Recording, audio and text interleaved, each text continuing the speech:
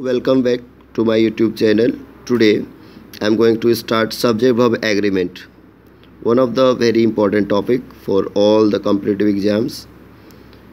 Subject verb agreement में subject और verb का कॉम्बिनेशन होना चाहिए, एग्रीमेंट होना चाहिए।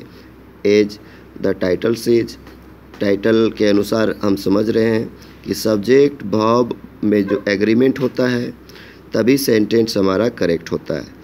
तो सबसे इम्पॉर्टेंट इसमें देखा जाता है कि सिंगुलर सब्जेक्ट अगर है तो सिंगुलर वर्ब ही होगा और प्लूरल सब्जेक्ट होगा तो प्लूरल वर्ब होगा।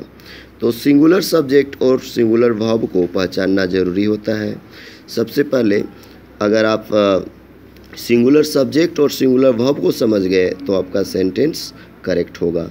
ये दो जो रूल है, singular subject singular verb, plural subject plural verb, इसी पे इंग्लिश का ज़्यादातर जो सेंटेंस है वो बेस्ड होता है। आगे का जितना भी रूल होगा वो इसी पे आधारित होगा।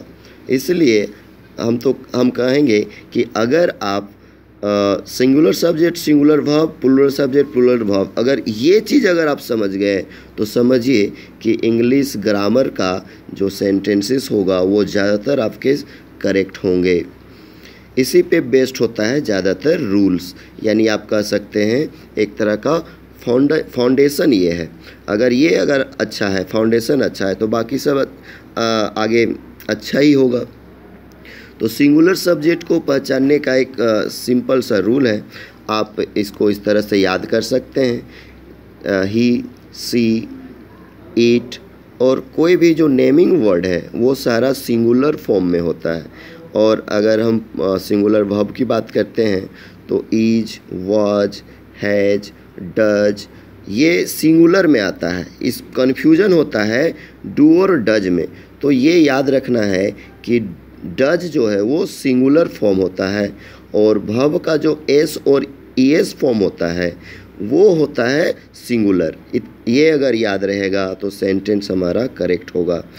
अब आगे सिंगुलर के बाद प्लूरल अगर वर्ब की बात करेंगे तो वेयर, आर, हैव, डू और वर्ब का मेन फॉर्म जो होता है वो प्लूरल फॉर्म होता है।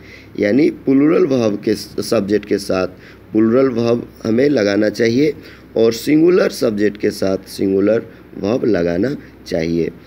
जैसे एग्जाम्पल्स में दिया हुआ है द डॉग लव्स पीपल, तो डॉग जो है वो सिंगुलर है, यानी वर्ब का देखिए एस ईएस फॉर्म हमें यूज करना पड़ता है। फिर अगर यहाँ पे हम चिल्ड्रन लगाएंगे तो चिल्ड्रन जो प्लूरल है, यानी children love cake, ice cream, chocolate, anything we can use. तो this way we have to keep in mind some certain things. ये सब कुछ चीज़ें हैं जो याद रखना पड़ता है। अगर ये हमेशा याद रहेगा तो बाकी जो भी रूल्स होंगे वो अपने आप ऑटोमेटिक समझ में आएगा। तो आगे देखते हैं नेक्स्ट जो रूल है, A subject and a verb must agree even when other words or phrases come between them. The flock of geese is flying south for the winter. तो देखिए जितने भी काउंटेबल नाउन जो होते हैं वो सिंगुलर फॉर्म में और प्लूरल फॉर्म में वो यूज हो सकते हैं।